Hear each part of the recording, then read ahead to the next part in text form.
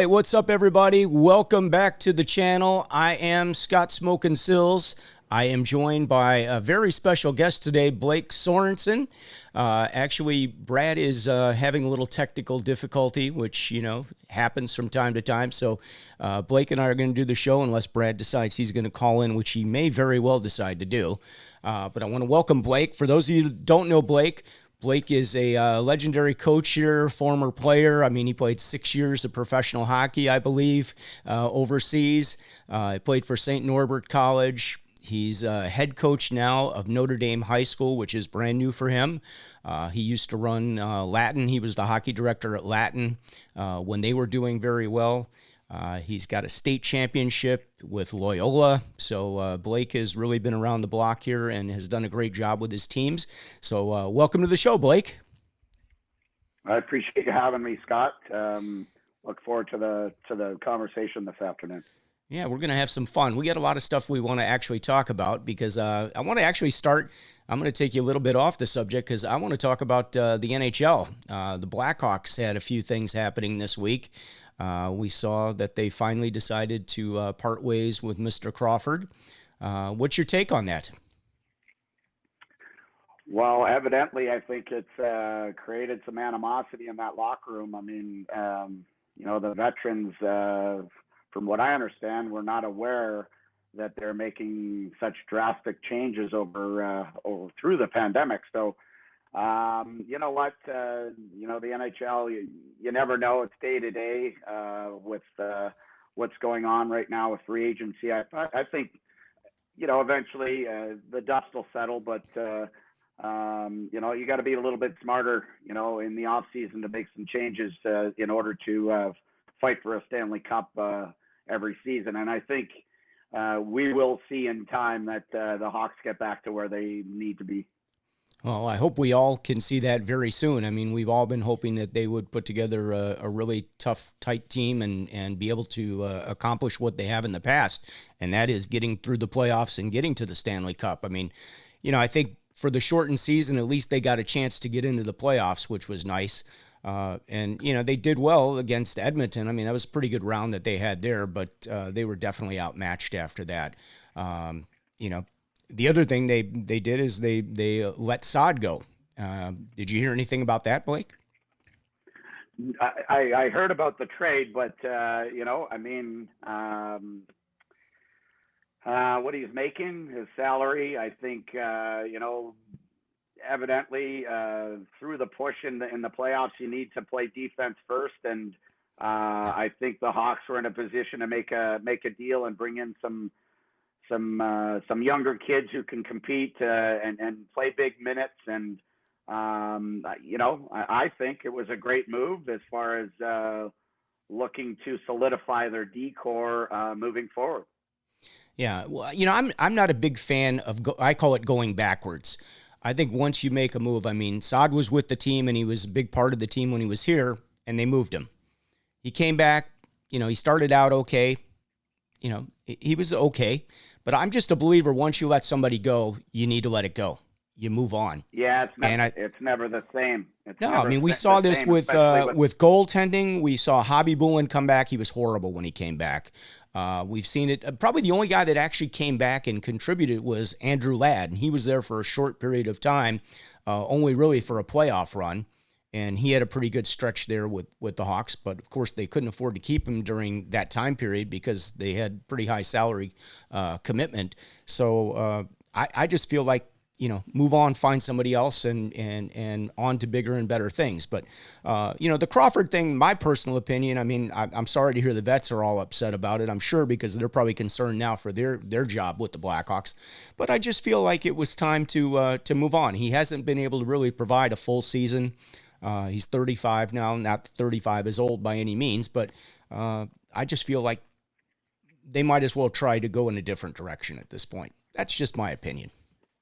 No, I completely agree. I think at times you need to make some tough decisions to try and move forward. And Crow has done his thing here, and unfortunately, he's had some battles with injuries. And yep. I have the utmost respect for him and what he's done for the organization on and off the ice. And as you said, I think it's time to look in a different direction. But you have to have someone with a little bit of experience. I think the three goaltenders they have in the situation now are they haven't proven much, and your forwards or your veterans just can't be carrying the load every single night. I mean, you have to be dependent on a goaltender that is gonna potentially win you hockey games. And Absolutely. no offense to these three guys that are up for the jobs to play for the Hawks next year, but you know what? There's got to be someone in place where, again, as I was saying, for a goalie to steal a game on any given night, and that's just how the game is played nowadays. Yeah, for sure. I mean, Subban, he's been highly touted. I mean, let's see what he can do. They just drafted another guy. I'm sure he's going to get a shot at competing for the spot. So it'll be interesting to see. But I did want to talk about the Hawks a little bit since those were major deals this week before we get into talking about local hockey and all of your accomplishments. So right now you've joined Notre Dame and you're the hockey director over there. What are you guys doing? Are you practicing? Are you playing? How's it going so far? So far, I think it's been very positive. It's a change of scenery for myself. It's a different voice and a different set of eyes for the kids and for the parents and for the staff that are affiliated with the program through the school. As of early August, I took on the position of running the varsity program, and now been implemented the hockey director position. We've been on the ice probably, I want to say about August 5th, August 6th, and we've been on the ice probably anywhere between 3-4 times a week. Practices, skills, inter squad. I'm doing off ice on a weekly basis. I've implemented some team leadership events through a third party, a good friend of mine, Blake Williams, and Battle Tested. Okay. So the kids are, being challenged on a daily basis, and I think if we continue on the right foot, I think we'll be able to adapt once games are being able to play. But it's a tough time. And I've tried to express this whole scenario to the kids. And I said, accountability is number one for me, and showing up on time and being prepared to practice. I mean, at the end of the day, your parents are paying, so we're going to get the most out of this as a student athlete. And I think they really appreciate the direction that we're going in. I know it's early on, but soon enough, I think we'll be able to be in a position where maybe we go out of town, once a month here over the next couple of months to just have that competition level versus having to compete against each other on a daily basis. Yeah, it's tough. I mean, how many seniors do you have on your team? This year, varsity has 12 seniors. Wow. So a lot of guys that are really dying to play, I'm sure.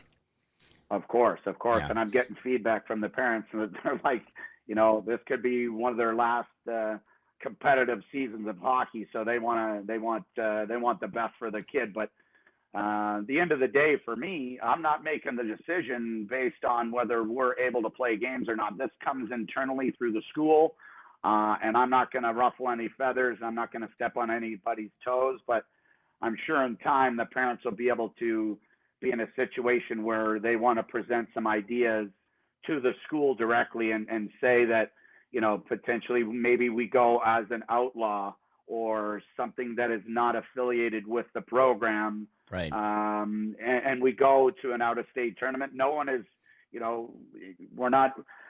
there's no threat behind it. I don't think that we're forcing people to do it. It would be an opportunity for the kids to go out of state and play games. But again, I think it would be up to the families whether they want to commit to that or not.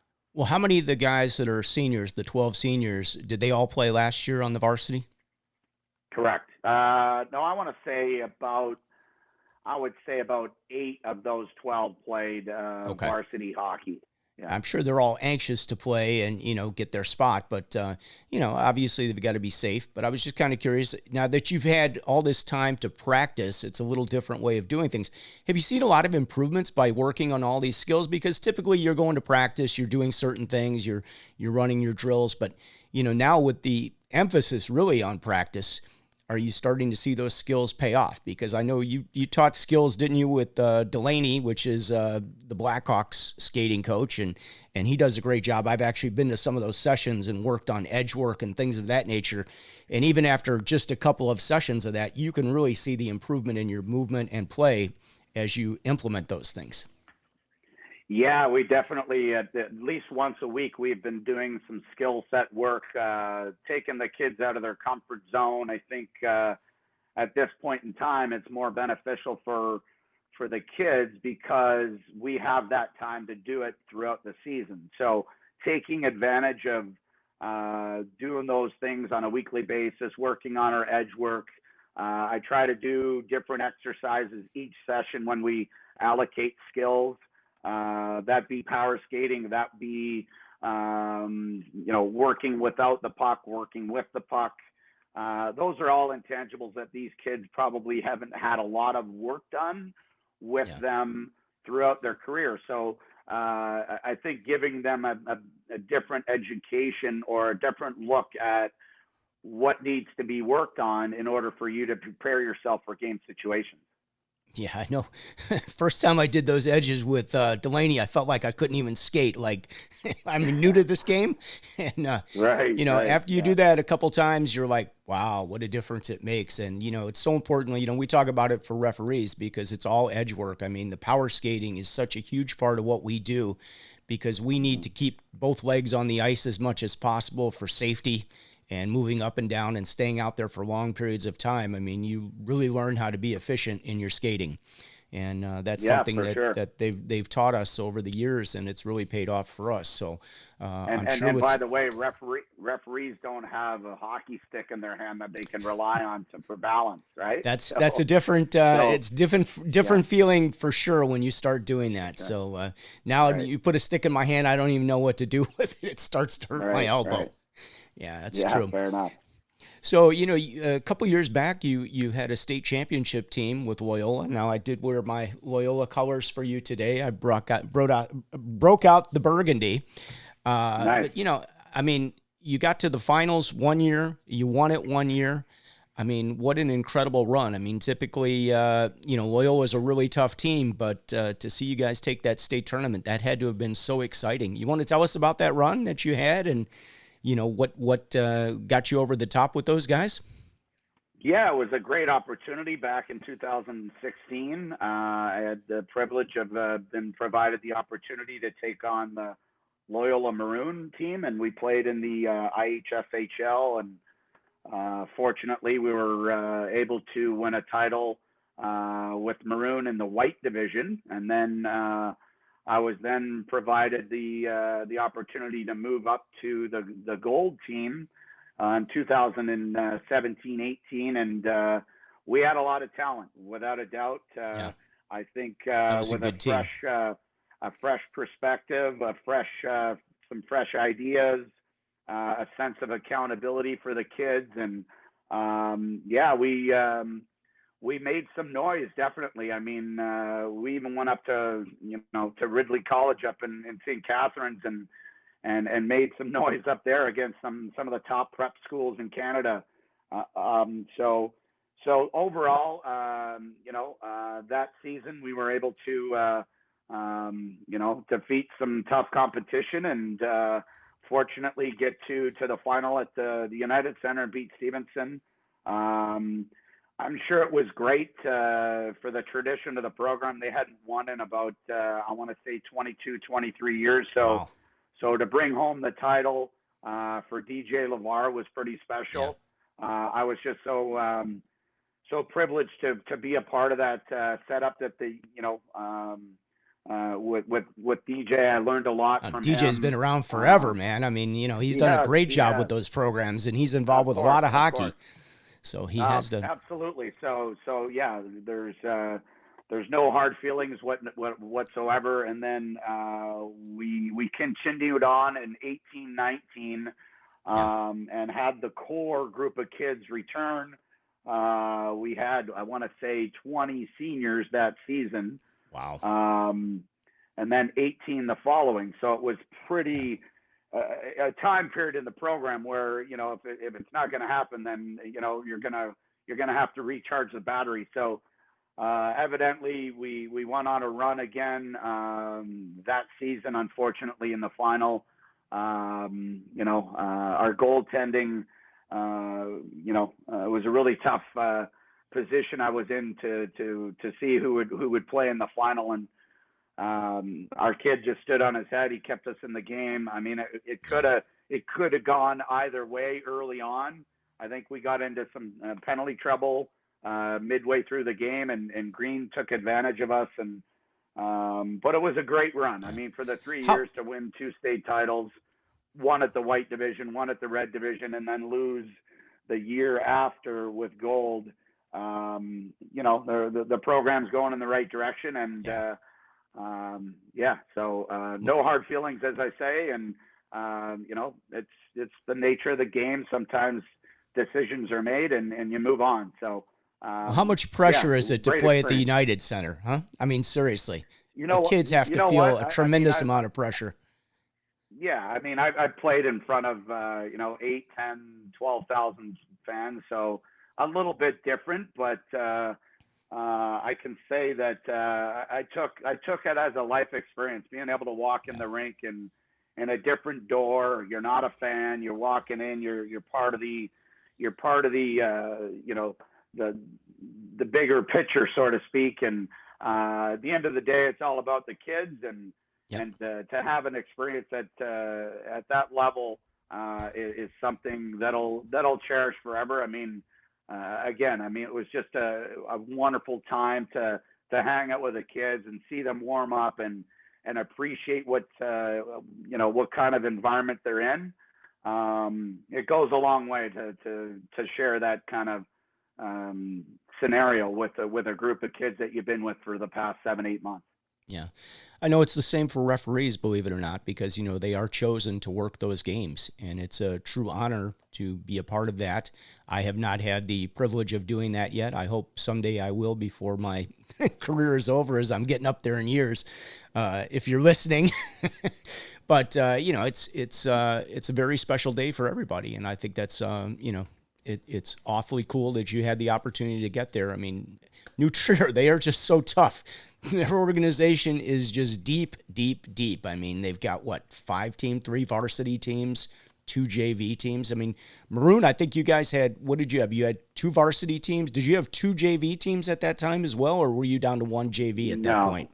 No, in 16-17, there was 3 boys teams and a girls team. Yeah. All those 3 years. And then, unfortunately, I think from what I understand, Maroon did not have a team last season. So they're back in the fold now. They have 3 varsity teams and a girls team. But as for New Trier, I mean, there's 6 boys teams and I think 2 or 3 girls teams nowadays. I mean, you have to consider the fact that there's, you know, 4,000 students at that school. I mean, it's not as though that you really have to go out and recruit. Well, I find it interesting. The kids that play hockey are there. You know what I'm saying? So it's a little bit different than the dynamic of going to Loyola, where you have to be able to get into the school in order to play hockey at the school. So, right. You know, recruiting wise, I mean, unless the kid has the, you know, the ability and the grades in order to get into school, then there really doesn't make sense that you're out recruiting and those kids can't get into the school. Well, one of the things you worked on, you had a combined team, which was your Latin team. And I find it kind of interesting because I went to Lane Tech. So I was a Lane Tech graduate many years ago. But when we had the Lane team, it was only players from Lane that played on the team. We didn't have these combined, you know, school teams. But, you know, we had 6,000 students at that school, so we could put together a pretty good team. We had a number of guys that played AAA hockey. And, you know, we were very competitive. I mean, we actually won a championship. So, you know, we were good enough to do that. where you have, Latin is a very small school by comparison. I think Latin, what do they have? Maybe 1,000 kids there. I don't even know if they have that many, to Yeah, be honest with you. yeah. I think. I Well, mean, there's they've grown, 400 but in the high school. okay, 400 so in the high school, 400 but high from school. But yeah, you did have did Lane player? No, Lane was separated from yeah. you guys, so there's a dividing line. How does that divide in Chicago? They divide at North Avenue or something. Where is the dividing line of who goes to what school or what program? When I was running that program, I want to say from 2010 through 2016, it was Belmont to, I want to say, 35th. So it So goes south. So we had a combined program of Latin, Lane Tech, Whitney Young, Walter Payton, Northside Prep, British School. I mean, there were 7 or 8 schools at that yeah, time where we're drawing kids from. Otherwise, there's no program. So, yeah. in 2010, when I took over the program, we were practicing at Saddle and Cycle as a high school program on the studio rink. Yeah, I had one goalie and 14 kids. So, I know that rink you know, well. you go 6 years later, and unfortunately, we're cutting kids from the program. We have Yeah. 2 varsity teams or I'm sorry, a varsity team and a JV team and 2 girls teams. So the evolution of the program continues on to this day, but I think having the feeder system of all these different schools creates a very dynamic environment for the kids, because the kids are only see each other. If you go from from the rink to your school, that's the only introduction you really have, because the majority of the kids are coming from these 8 different schools. Yeah. Well, I mean, one school might represent 3 or 4 kids, one school Yep. might have 1 kid. So it's a tough situation to keep the kids together as a core and build character, because again, of that distance that you have for kids going to different schools. Yeah, some of them are seeing each other daily, and some of them just see each other when they get to practice or to a game or they're on a Right. road trip. So, yeah, I totally Right. understand that. And, I'm just glad they have the opportunity to play, because that's really what it's all about at the end of the day, that they get in there and they get the opportunity to enjoy playing high school hockey and being part of a team. Absolutely, and I think being a part of a team helps kids in the long term, as far as work environment, going to Oh, college. I mean, those are life skills for kids that is a necessity nowadays. I mean, yeah, no, it's if those kids don't have that opportunity to play in the city, there's not many other options to play midget hockey, or should I say organized hockey, yeah, where there's actually, that level of competition. well, you make a great point there, because if you come to think about it, we really don't have any midget hockey in Chicago. If you look at the rinks, so we've got McFetrich, which has teams. They don't have Yeah. a midget program. Stallions don't have a midget program. Who else is down here that The Jets, Bulldogs? Well, the Bulldogs Jets now have, yeah, midgets. Yeah, Jets do have a midget Central to yeah, States team, and they have a yeah, U15 team, which but is they good. never did.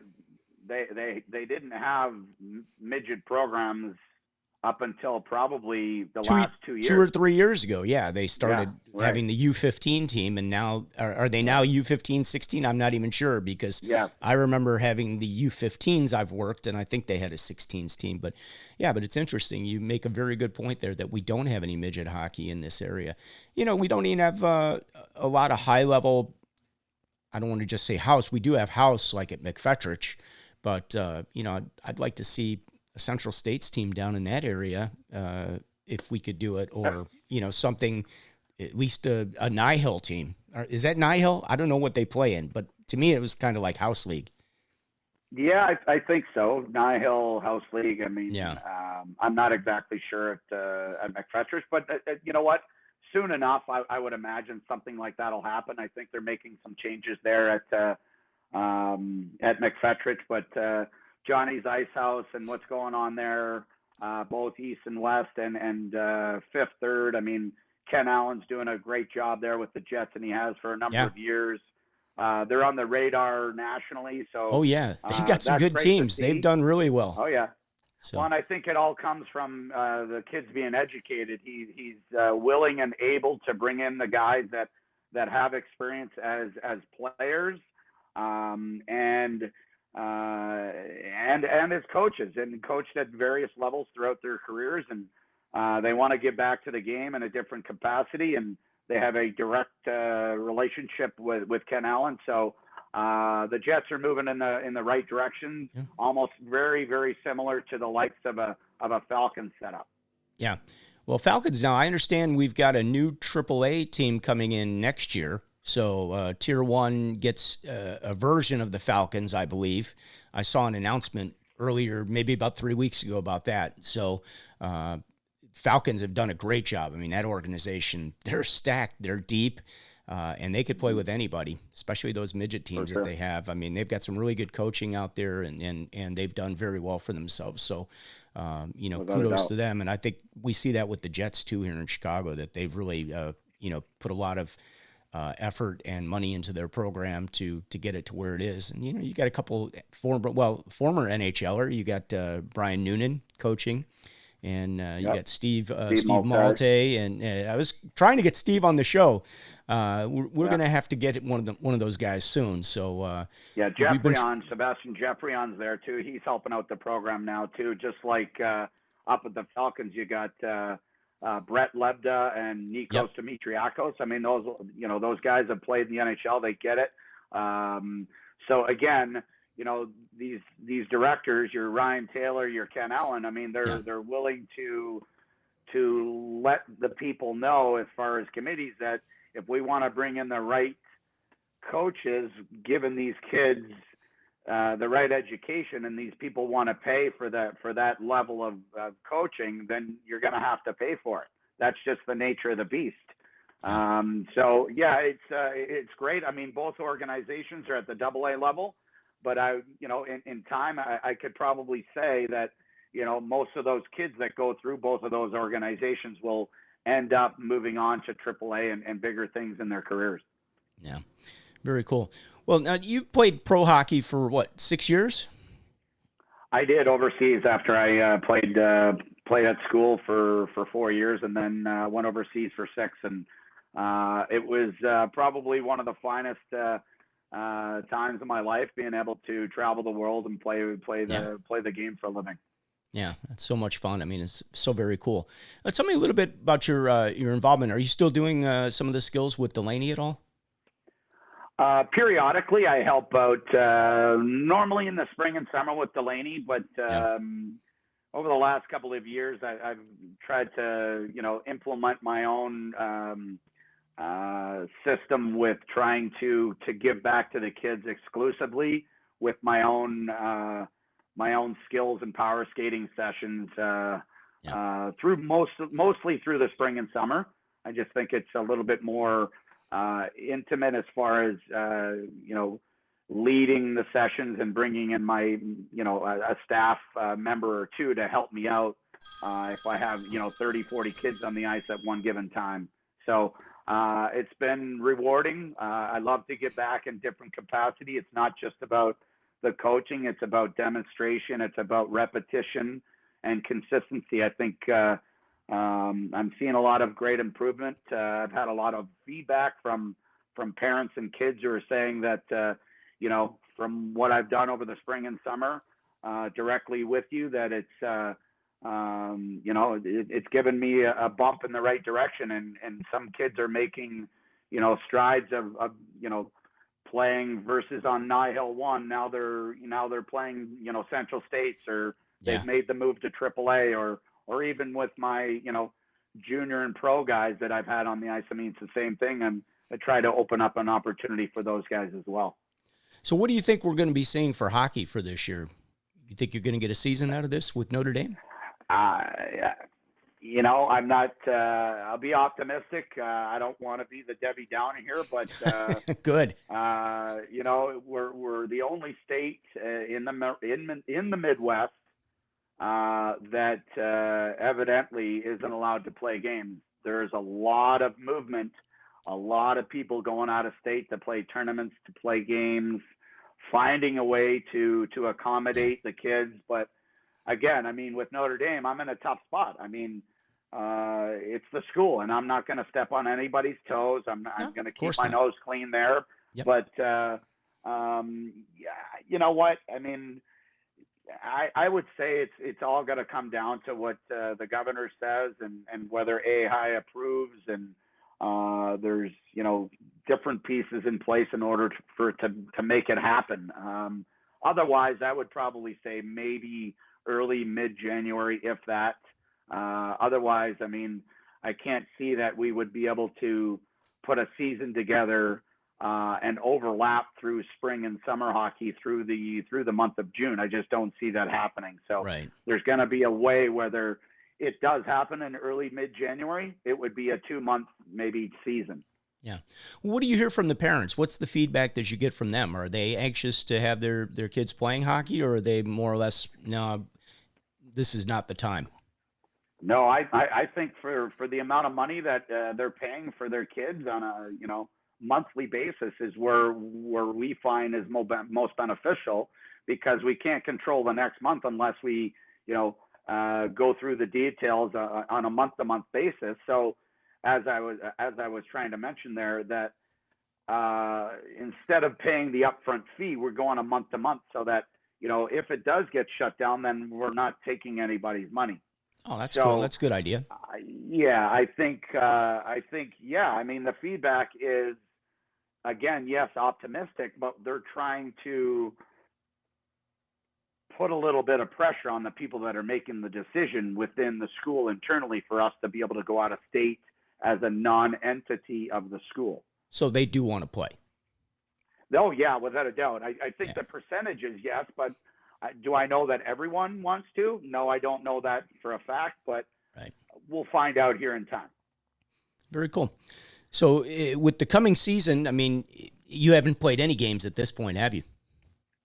No, we've only done some inter squad, and I've combined varsity and JV through a 4-team weekend series, so that the kids get to be introduced to one another, for one, and two, compete against one another. So we've done that for probably 2-3 weeks, or two or three weekends out of the month of September. Now we've moved into October, and unfortunately we had to shut down JV for 2 weeks due to a positive COVID test. So those kids have been away for 2 weeks from the school as well. So have all your players, do they get tested? I mean, do they test all? Our kids are tested all the time. Their temperatures taken on a daily basis.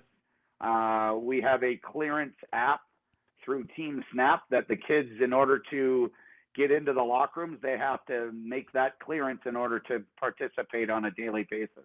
Oh, that's great. That's really good. I'm glad that you guys are doing stuff like that. We don't hear enough about that. This is one of the reasons why with this show, we've tried to, find out more about what goes on with the coaches, the players.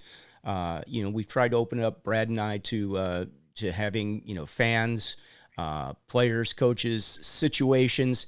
This was kind of the idea of this show, was to have a forum to get more knowledge about what each other does. So today, if you have some questions about referees, we've got a bunch of referees that are watching this show that would be more than happy to chime in and give you some comments and opinions. And for the guys out there, if you have some questions for Blake, please type them in. I do want to kind of take a quick break here, because I want to remind everybody that Jack Raz has the golf outing going on.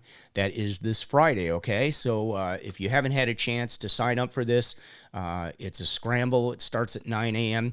It's at Bloomingdale Golf Club, which is a really nice place. We did one of these earlier in the year, and I mention this every week. We've been supporting it. So, please come out and support that if you're interested in signing up. I don't know if Jack's online today. Jack, if you're on in the house today, why don't you put something in the comments so I know, and we'll refer people to you if you guys are interested in signing up for the golf outing. Again, we had a lot of fun last time.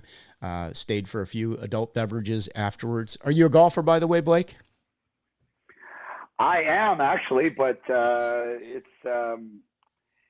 it's been tough to get out and do that. I just have a lot on my plate here over the last 6-7 months, but I'd like to possibly get out at some point in time here before it snows. Yeah, well, the season is winding down. Just a news flash for you in case you Yeah. hadn't heard.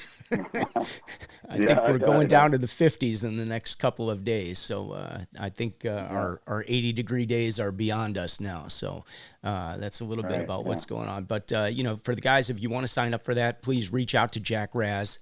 And he would be happy to get you on the list and get you taken care of. It's a great day, a lot of fun. The cost is $45, so it's not astronomical. That includes the cart. And, plus you'll probably get a couple of free adult beverages, compliments of Reek Hockey. So we'll give them a free plug, which we've done for many weeks now. Let's see. Wes McCauley, great show today, boys. Tune each week. Bummer to see the Brad can't join the show today. Yeah, that's very true. We'll put a couple of these comments up. If you guys have some comments, you can just go right here. I don't know if that's the real Wes McCauley. I kind of doubt it, but anyway, yeah, Brad. I was gonna say. Yeah. Well, you'd be surprised. We've had some really great guests on this show, including yourself, Blake. You've got quite a career behind you with 6 years of professional hockey and St. Norbert College and all the teams that you've taken care of here and continue to do a great job. And, I've had the pleasure of working a number of your games over the years. That's how I've gotten to know you a little bit. And, guys, for the guys that are referees, having a good rapport with the people that you're working with, the coaches, it can only help you. The fact of the matter is there's going to be tough times and there's going to be situations that you're going to get into that you don't agree on. But if you have a good relationship with that person or that coach, you can work through it and you can get through that game and be on the same page. And somehow that's worked in my favor to have some good relationships with some of these coaches and be able to talk through tough situations, because we do see tough situations out there. And I know one of the things that I really liked about Blake, we've had a situation where, let's say we have a rough penalty towards the end of the game. Maybe there's the third period and it's a tough battle and somebody is going to get a 2-10, and Blake will turn around and send them packing. We're sending him packing, but he's like, oh no, he can just go home. You could just get him right off the ice because he doesn't tolerate that sort of thing. And I support that. I think that is such a cool thing. When a coach supports the call that's made on the ice, the referees really appreciate it. That, it's tough for us to call those penalties. We don't like sending guys packing to begin with. We understand the emotions and everything, but when the coach backs it, boy, that makes you feel a lot better when you made that call, because the coach knows that was the right call to make. And that goes a long way. And I think any of the guys that are watching would agree. Yeah, I think it sends a message as well, just to internally to the team that it's not tolerable. That kind of behavior really impacts the outcome of a game. You win some, you lose some. You got to behave and be held accountable. So there's never been any any time where I've held up on making a decision where it's probably best that the kid hits the showers. Yeah. Yeah, there's definitely times where these guys, they can be a little bit out of control, and nothing good is going to come from it for your team or for the other team. So it is time to send some of these guys packing once in a while. And when you have that support from a coach, that goes a long way with the referees. So I've appreciated it over the years when you've done it. So I've been meaning to tell you that, but I'll tell you today. So you have it on record. Yeah, great. Yeah. Appreciate it. Yeah. So with Notre Dame, how did you end up getting the job at Notre Dame? Did you take a year off from coaching last year, or were you coaching? Because I know you were at Loyola, and then I didn't see you for a little while, and I found out you were at Notre Dame. So. Yeah, it was. I was going to take some time off, but I connected with an organization in Park Ridge, the Express, and I worked with the 09s and the 10s. Fortunately, was able to take the 09 group to the state title and lost to the Falcons. And Falcons then again, the 2010, and then the 2010s team was like last minute to put together a team We had a goalie and I want to say 11 or 12 skaters throughout the season at the Nihil level, and we went to the final 8 with that group. So very positive experience with a group of kids. I wasn't saying that it was a one and done kind of scenario for me at the Express, but you know, I mean, it's what I do for a living. I'm looking to progress my passion for the game, and I want to coach at another level. And so there was no bad blood on me leaving the Express. It was just an opportunity that I was presented to me. I looked at some other avenues, but it's just got to be the right fit for me to in order to make a change. So evidently, I spoke with the interview process took probably about 2.5, 3 weeks, and then I got a phone call from the athletic director and met with the president and the principal of the school, and you know, they presented me with the opportunity to take over the program early August. Yeah, I mean, they've had some good teams over the years, and you know, I think they've struggled a little bit for a couple seasons, and no reason why they won't be a top contender with you taking over. So I'm sure you'll do a great job for them. Yeah, I'm looking forward to what's ahead. I mean, it's early days, and there's it's rocky at times, just with again, people appreciating the new voice and the new set of eyes and the decisions that I've been making. They probably haven't happened in the last 10 years. So it's a change for both ends of the spectrum, and you know, in time, I think there will be an opportunity for us to make some noise and ruffle some feathers on the ice, and I'm looking forward to that day when it comes. Good. Well, we got a couple comments here, so let's put them up. Let's see if I can get this one. I can't seem to display that one, but Joe Morris says, awesome broadcast, so very proud of Blake. Brandon, as a head coach, if your assistant is arguing with the ref, do you let them go? Depends on the scenario. If the referee is looking to change a game, I would probably let him have his moment on stage. Otherwise, I would definitely be voicing my opinion directly to him. So you don't need an assistant to voice your opinion to the referee. No. You don't have good cop, bad cop. No. I think it's a matter of the situation, but I've had a couple of assistants that have got a little out of line. I let them know that was the last time, because again, that can definitely impact the game. Yeah. Well, tell me something. I mean, you know, what's something that sets you off as a coach with referees? Being out of position. Yeah. I think, politics is evident in the state of Illinois. So you're going to find it anywhere around a rink. But I think, there's I've been in situations where there's refs that it's so one-sided that, that there's something, involved prior to the game, or if there's communication, whatever it may be.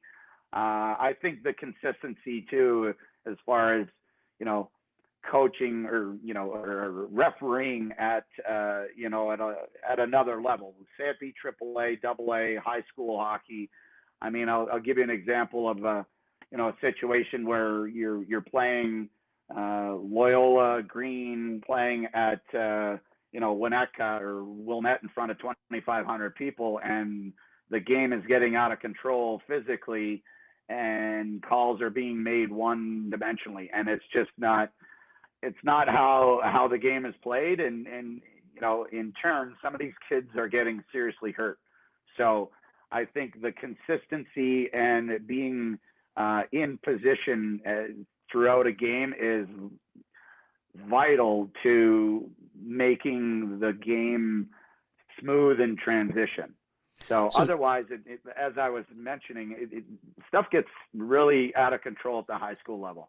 I mean, I've seen it, and it's not comforting to see that these kids are getting seriously hurt. Well, those are two teams that clearly don't like one another, and I have seen that game before, and it can be a little ugly. Yeah, there's no doubt about it. Yeah, I mean, I was just sharing you one example. I mean, yeah. It's the same with like a GBN and Loyola, or let's, for instance, I would imagine St. Ignatius and St. Rita. I have never really watched, but all good examples. Yes, good examples. Yeah, I mean, it's so again. I mean, I'm not just specifically talking about high school hockey in Illinois. I mean, it could be universally that, growing up in Canada, I mean, I saw the same thing. I mean, it becomes very political, in scenarios where, you're out of town and there's a hometown ref. I mean, it's just, it's a tough scenario. You know what? These refs are not paid a fortune. I really have a lot of respect for the refs nowadays. It takes a lot of guts to stand in front of the coaching staff and how some of these players treat referees nowadays and how parents treat these referees nowadays. I don't blame some of these guys to get out of the game because they just can't deal with all of the banter that goes on. It's to me, not it's easy. quite I embarrassing. mean, I got into reffing. I was really hard on the referees, even in men's league. And one of my buddies just challenged me. He's like, you know a lot about the game. You know a lot about the rules. Why don't you just take the test and become a referee? And that's what I did. And so here I am, eight or so seasons later, 9 seasons, whatever the case may be. But I've loved it. I mean, I'm a fan of giving back.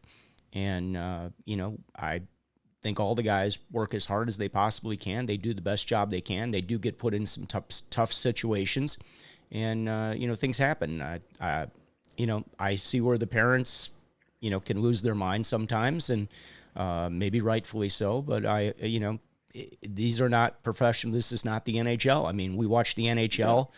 They have the benefit of replay. They have supervisors. They have everything else.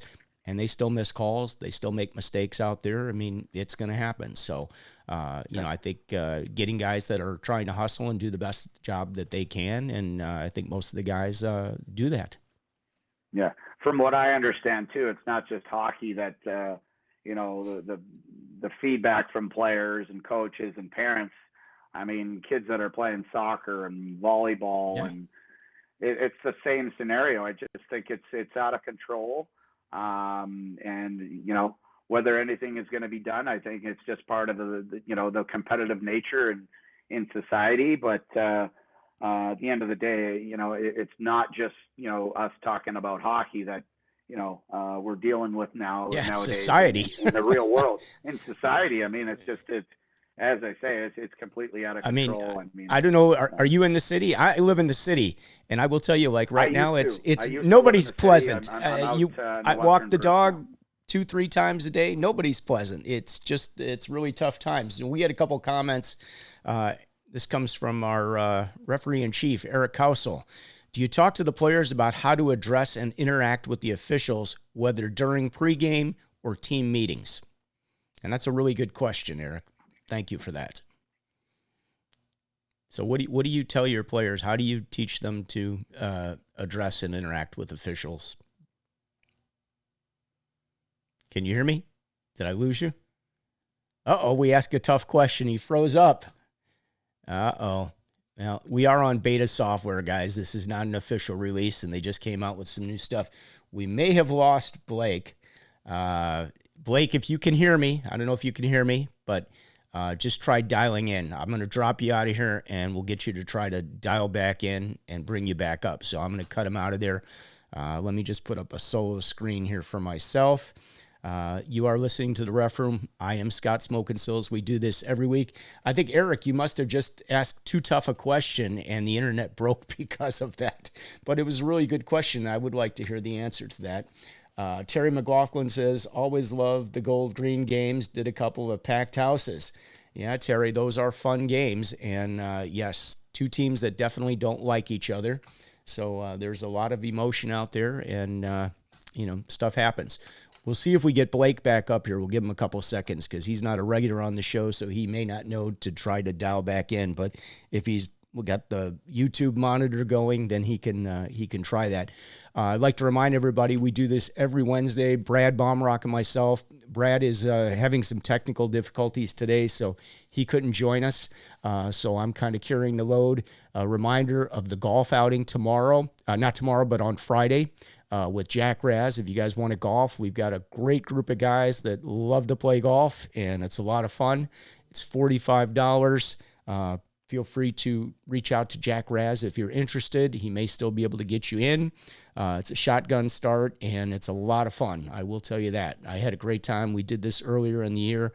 We had about 40-plus guys. Had a great afternoon and great camaraderie. So please think about joining that. And beyond that, we're going to kind of start to wrap things up if I can't get Blake back on here. If you haven't subscribed to us on YouTube, please do so. Hit the subscribe and the notification button. We do this every Wednesday starting at noon Central Time.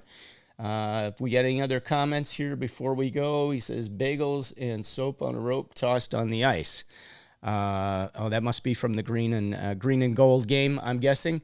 Looks like Blake is going to try to rejoin us here. There he is. Okay, we're getting Blake back. Thanks, Blake. Give me a second to bring you back in here. And let's just do this. We'll put you back up. All right. Blake has returned. So now we can ask that tough question that broke the internet. Kausel, he broke the internet with this one. He said, do you talk to the players about how to address and interact with the officials, whether during pregame or team meetings? And that's a really good question. What do you teach your players, Blake? No, I mean, the coaching staff will talk to the refs. If at any point in time, my leadership, who's wearing a C or an A, would be allocated any time to communicate with the refs. Otherwise, it's intolerable. Okay. Well, there you go. There's the answer. And if you want to respond to that, Eric, if you've got something to add to that, put it in the comments. We'll put it up. It is a good question. And, I don't know if the coaches do talk about how to talk to an official or interact with them, or if they just want that job for themselves. And it looks like in your situation, Blake would be more than happy to step up and do that. So yeah. He will, when he wants your opinion, he'll give it to you. Right, Blake? Yeah. All right. It goes. That's how it goes. All right. So we'll take some questions for Blake. If you guys have questions for Blake, if you don't mind taking a few of those, Blake, go ahead and put them in the comments, everybody. And tell me something. So, you've worked at like all the different levels coaching. So you've done some of the younger players, you've done the high school games. Do you like the 2-man system, the 3-man system, or the 4-man system for referees? What do you prefer to have out there? 4-man system. I think you got 4 sets of eyes. Yeah. So, especially behind the play, being again, some refs are, lack the, the intention of being, out of the play. So, no, I got you. I'm just playing around with this here. There we go. So putting the names back. I've got Brad up there. Nope. Yeah, I got to fix this. I'll fix it. No problem. Keep talking. Yeah, no, I just think that the 4-man system. I mean, I've coached at the collegiate level as well, and it's just it's a whole different game. I think it's faster paced, and as I say, I mean, having the 4 sets of eyes out there is really important at that level. Yeah.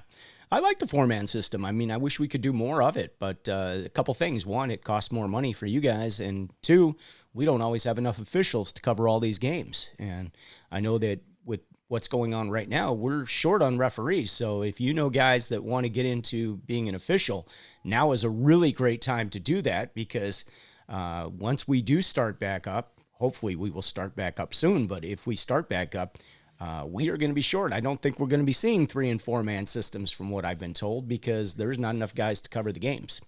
What's your thoughts on that? Yeah. Well, unfortunately, from what I understand, especially in Illinois, that there's been a decrease in the amount of refs due to the treatment from parents, refs, or parents, coaches, players. That's the reason why there's such a shortage of refs. So, unfortunately, unless you're willing and able to deal with those issues, then it's a tough setup. I mean, I would definitely, if I know anybody who's interested, I will definitely be passing on the information to get acclimated to become a ref in Illinois for sure. Yeah. I'm a big fan of guys that are in the men's league that are, kind of towards the end of their men's league careers, the guys that are hitting at 40, 45 and can't play in the elite league anymore. I'm a big fan of those guys coming over and refereeing because A, they know the game. B, they can skate the game. C, they've been around the block. They're not going to be intimidated by somebody yelling and screaming at them. And I think they make great referees. I mean, I'd love to see some of those guys come in. So if you have some of your buddies from your Johnny's men's league team that want to come join us, they can. Yeah. All right, we had a couple more questions here or comments. So here comes one from Wes McCauley. He says, what penalty do you see overcalled in games? What do you think they overcall in games? The obstruction, I think. Okay, that's fair. Stick obstruction. I think just with your, trying to impede the progress of a player who's got possession of the puck. Definitely, especially at the younger age. Interesting. So you think they should not be allowed to go directly to the puck? They should have to battle their way through to get to it. Oh, totally. Yeah. I mean, the game it's a competitive game, and the game is a game of inches, and unless you can't get there to that loose puck, then you know what? That's my puck. Yeah. Well, I don't think any ref is in a hurry to put his hand up at a high school game when, they're shoulder to shoulder and they're trying to get to the puck.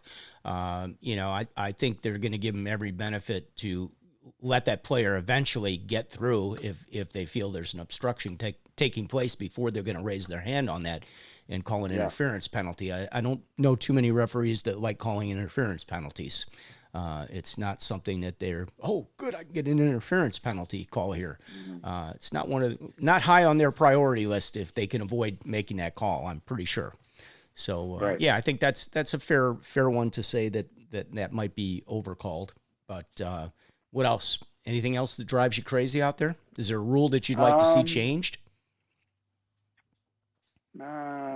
Right now it's tough. I mean, the game is always evolving. I mean, I think at the NHL level, I mean, the goaltending equipment is, it's pretty tough to score goals in the NHL to begin with. It's some big equipment, huh?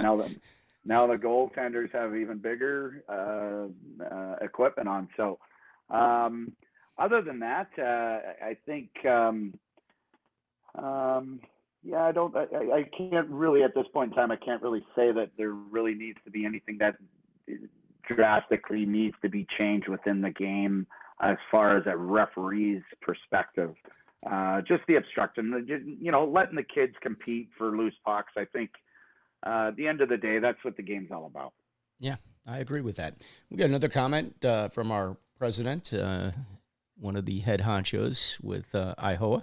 And that is Steve Rickard. He says, Blake, good to see you. Steve. Congrats on taking over the Notre Dame organization. Yes. Thanks. Thanks, Steve. Glad to see that. I know Steve from down at the Board of Trade.